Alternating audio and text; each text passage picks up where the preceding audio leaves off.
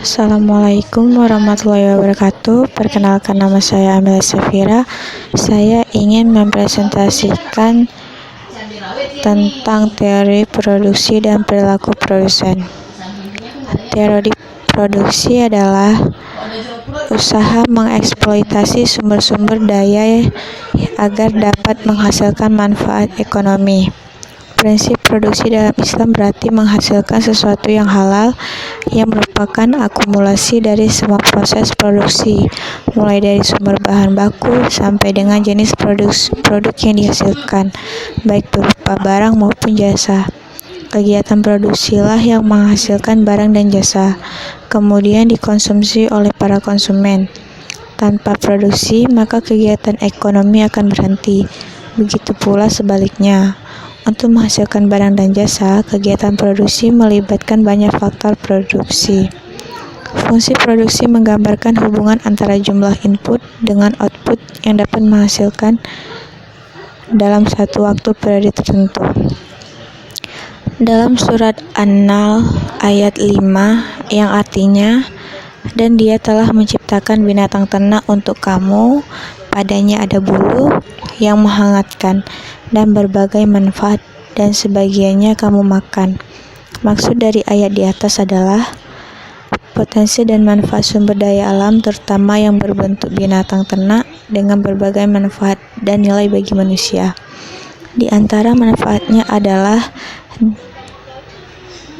dimakan dagingnya. Selain itu juga kulitnya juga bisa dibuat tas, bulunya dibuat untuk jaket yang tebal dalam musim dingin. Binatang ternak itu dahulu bahkan sampai sekarang masih berfungsi sebagai sarana transportasi dan alat angkut, terutama dahulu sebelum zaman modern sekarang, di mana sarana perhubungan dan sarana pengangkutan dilakukan dengan menggunakan alat transportasi yang menggunakan kekuatan mesin. Terlalu banyak untuk disebutkan satu persatu manfaat dari sumber daya alam dalam bentuk hewan, terutama hewan ternak itu.